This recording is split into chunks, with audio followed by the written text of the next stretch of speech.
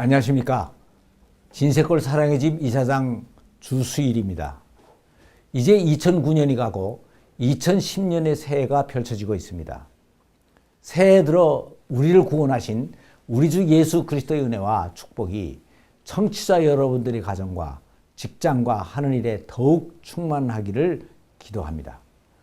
사실 2009년이 가고 2010년의 새해가 됐다고 해서 시간의 흐름이 달라지거나 갑자기 다른 세상이 펼쳐지는 것은 아닙니다.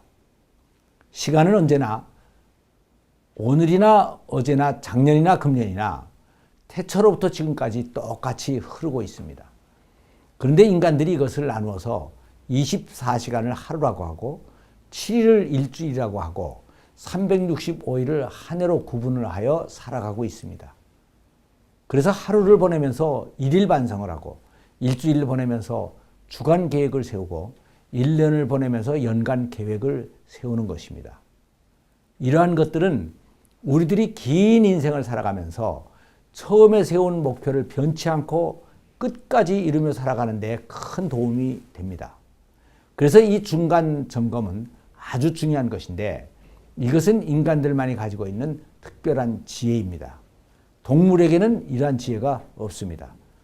그래서 시편 기자는 시편 90편 12절에서 우리에게 우리의 날 계수함을 가르치사 지혜의 마음을 얻게 하소서라고 고백을 하고 있습니다. 이 말씀은 우리의 과거 살아온 날들을 반성하고 앞으로 살아나갈 날들에 대한 계획을 세우면서 살아가는 것이 바로 지혜의 근본이라는 것을 말씀해주고 있습니다. 그래서 우리들은 새해를 맞이하면서 이 한 해를 어떻게 살아가야 할 것인가 하는 인생의 계획을 다시 한번 점검을 해봐야 하는 것입니다. 사람들은 누구나 다 복 받기를 원합니다. 그래서 복을 받아야 됩니다. 그런데 이 복을 받는 데에는 아주 중요한 것이 하나 있습니다. 그것은 바로 복 받을 그릇을 준비하는 것입니다. 그릇이 더럽거나 새면 좋은 것을 담을 수가 없습니다. 그래서 오늘 여기서는 복 받는 그릇을 준비하는 것이 무엇인가 하는 것에 대해서 한번 생각을 해보겠습니다. 성경 가운데서 복을 가장 많이 받은 사람들 중에 한 사람을 꼽으라고 한다면 그 사람은 바로 솔로몬 왕일 것입니다. 그런데 역대하 1장을 보면 솔로몬이 어떻게 복을 받게 됐는가 하는 것에 대해서 아주 자세하게 기록이 되어 있습니다.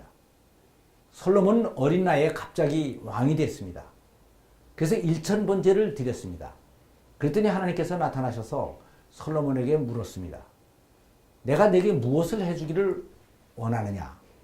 그랬더니 솔로몬은 제가 이 백성을 잘 다스려야 할 텐데 그렇게 할 수 있도록 지혜를 주십시오 라고 대답을 했습니다. 그랬더니 하나님께서는 너 참 신통하구나.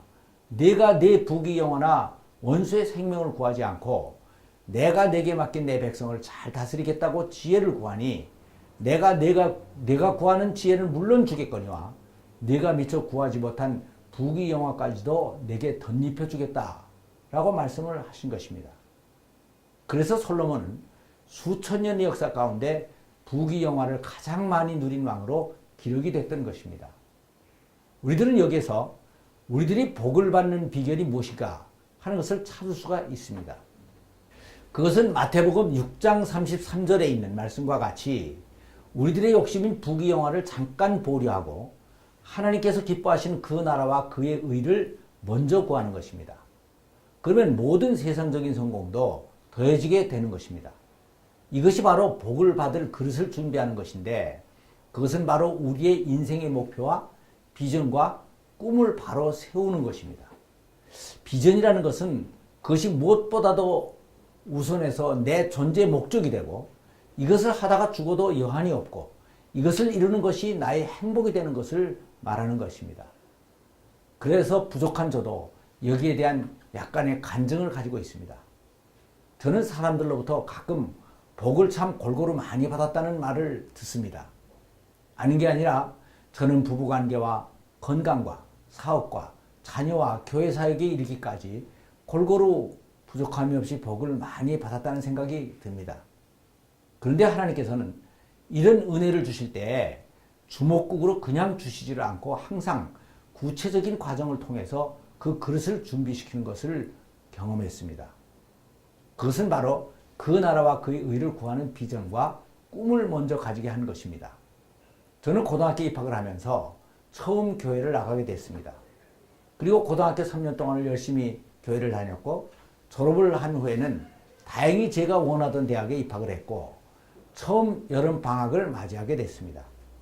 그러니까 저도 그랬지만 대부분의 친구들은 그동안 대학 입시 때문에 놀지 못했던 것들을 보상이나 받으려고 하는 듯이 산이나 바다나 놀러 가는데 정신들이 없었습니다. 물론 저도 놀러 가고 싶었습니다. 그러나 대학생이 된 첫 번째 방학이었기에 좀 뜻있게 보내야 되지 않겠나 하는 생각을 하게 됐습니다. 그래서 처음으로 신구약이 다 들어있는 두꺼운 성경책을 한 권 샀습니다. 그리고 작은 텐트를 하나 사가지고 목사님을 따라 삼각산에 들어갔습니다. 그래서 저는 목사님에게 방해가 되지 않을 정도로 좀 떨어진 곳에 텐트를 치고 성경을 창세기부터 쭉 읽어 내려가기 시작을 했습니다. 이렇게 한 이유는 이제는 성경 속에서 앞으로 내 삶의 목표가 되는 것을 찾아야겠다는 생각을 했기 때문이었습니다. 그래서 보름 동안에 창세기에서 계시록까지 다 읽었습니다. 다 읽고 난 후에도 뭐가 뭔지 잘 이해가 안 됐습니다. 그런데 그때 그 긴 성경 말씀 가운데 꼭 두 가지 말씀이 머리에 남았습니다.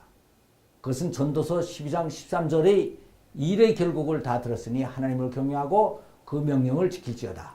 이것이 사람의 본분이니라 라고 하는 말씀과 마태복음 6장 33절에 그 나라와 그 의를 먼저 구하라는 말씀이었습니다. 그래서 그때 제가 받아들인 것은 인간의 삶의 목표는 결국 하나님을 경외하는 것이 돼야 되고 그 명령을 지키는 것이 돼야 된다는 것이었고 그 다음은 삶의 우선순위를 확실히 해야 된다는 것이었습니다. 그런데 이것은 지금 제가 생각을 해봐도 놀라운 것입니다.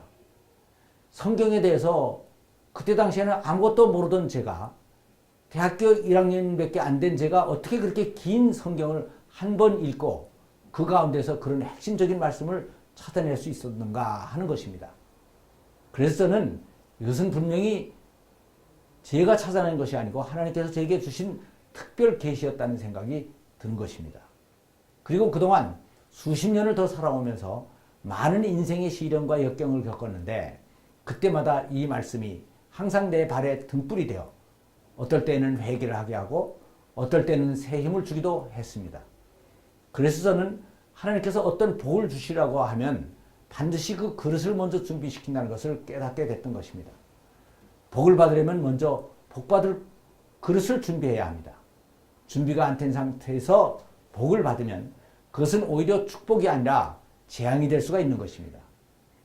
복을 받는 것은 운이 좋고 팔자가 좋아서 받는 것이 아니고 종교적인 열성으로 또 하나님을 감동시켜서 받는 것도 아닙니다. 우리 인생의 목표를 확실히 하고 복받을 그릇을 확실히 준비해야 받을 수 있게 되는 것입니다. 감사합니다.